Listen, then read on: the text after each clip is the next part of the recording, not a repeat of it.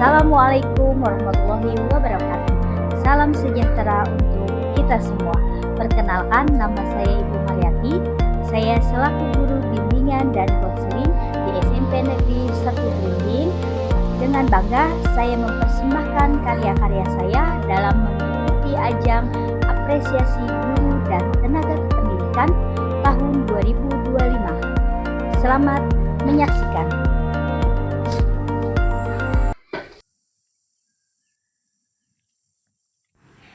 SMP Negeri 1 Belimbing adalah salah satu sekolah menengah pertama negeri yang berlokasi di Kabupaten Melawi.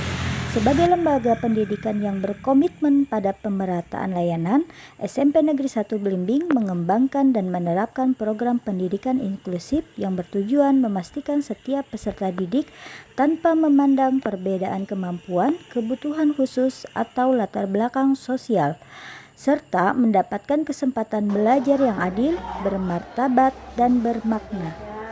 Sebagai sekolah inklusif, SMP Negeri 1 Belimbing menyediakan layanan pendidikan yang ramah, adaptif, dan berkeadilan. Dalam pelaksanaannya, guru bimbingan dan konseling atau guru BK memiliki peran penting dalam mendukung keberhasilan program ini. Saya selaku guru BK berperan aktif dalam melakukan identifikasi kebutuhan belajar peserta didik, memberikan layanan konseling individu maupun kelompok, serta berkolaborasi dengan guru mata pelajaran dan orang tua untuk menciptakan lingkungan belajar yang kondusif bagi semua siswa. Sebagai guru pembimbing pendidik inklusif, tugas utama saya yang pertama yaitu melakukan asesmen awal untuk mengidentifikasi kemampuan kognitif, sosial emosional, dan komunikasi peserta didik di SMP Negeri 1 Belimbing. Yang kedua, menyusun rencana pembelajaran individu serta merancang pendekatan konseling yang tepat sesuai dengan hasil asesmen. Yang ketiga, melibatkan pihak sekolah dan orang tua dalam upaya mendukung perkembangan belajar dan emosional peserta didik. Yang keempat, melakukan evaluasi berkala untuk membantu perkembangan dan efektivitas intervensi yang diterapkan.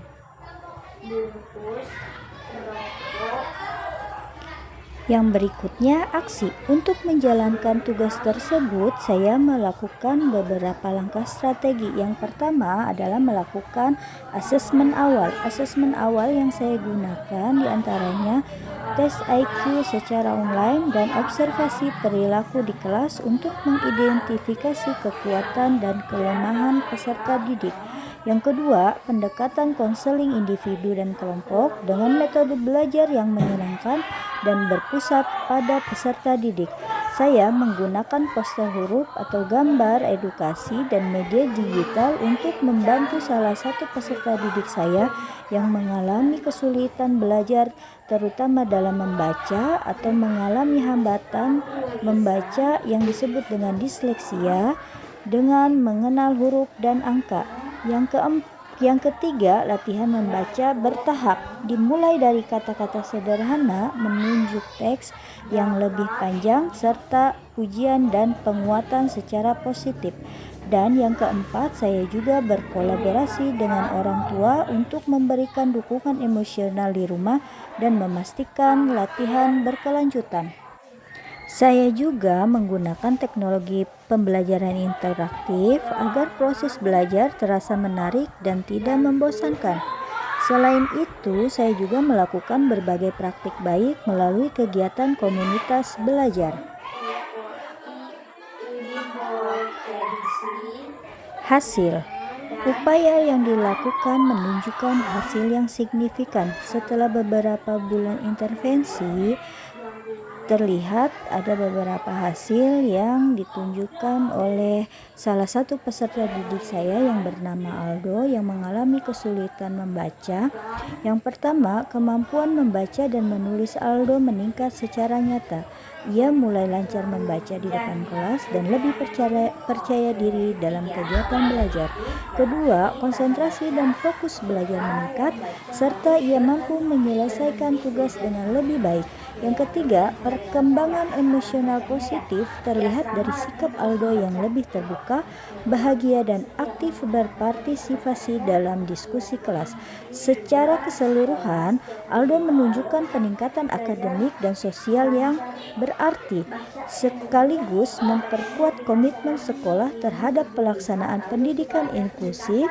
Selain itu, pengalaman ini memperluas wawasan saya sebagai guru bimbingan dan konseling untuk terus mengembangkan strategi pembelajaran adaptif dan berbagi praktik baik agar semua siswa tanpa terkecuali dapat belajar dan berkembang sesuai potensinya. Tantangan. Adapun tantangan yang saya hadapi sebagai guru bimbingan dan konseling sebagai pelaksana pendidikan inklusif di SMP Negeri 1 Belimbing, yaitu yang pertama, ketika melakukan identifikasi kebutuhan khusus peserta didik, saya mengalami hambatan komunikasi tidak selalu menunjukkan gejala yang jelas pada awalnya. Saya juga selaku guru BK perlu memiliki kemampuan asesmen yang komprehensif baik melalui observasi, wawancara maupun penggunaan instrumen psikologis agar dapat menentukan bentuk layanan dan intervensi yang sesuai dan tepat. Di SMP Negeri 1 Belimbing misalnya, kasus siswa dengan kesulitan membaca dan menulis atau disleksia seperti Aldo membutuhkan asesmen yang teliti agar strategi bimbingan tidak salah arah. Tantangan kedua, keterbatasan sumber daya dan sarana pendukung. Pendidikan inklusif idealnya didukung oleh fasilitas khusus seperti ruang bimbingan yang nyaman, alat bantu belajar visual, serta perangkat asesmen psikopedagogik. Namun dalam praktiknya fasilitas tersebut seringkali belum tersedia secara memadai. Saya selaku guru BK harus berinovasi menggunakan media sederhana seperti poster, kartu huruf, dan gambar edukatif untuk mendukung proses bimbingan. Tantangan ketiga yang saya hadapi yaitu kolaborasi dengan orang tua dan pihak terkait. Keberhasilan pendidikan inklusif sangat bergantung pada keterlibatan orang tua. Namun dalam praktiknya tidak semua orang tua memahami pentingnya kolaborasi tersebut. Ada yang merasa malu, pasrah, atau bahkan menyangkal kondisi anaknya. Saya selaku guru BK perlu membangun komunikasi yang terbuka, empati, dan konsisten dengan orang tua agar mereka mau lebih terlibat dalam mendampingi perkembangan anak di rumah. Tantangan berikutnya yaitu tantangan emosional dan manajemen waktu. Saya selaku guru BK sering menghadapi tekanan emosional karena bekerja dengan peserta didik yang memiliki kebutuhan kompleks, sementara waktu dan jumlah siswa yang ditangani cukup banyak.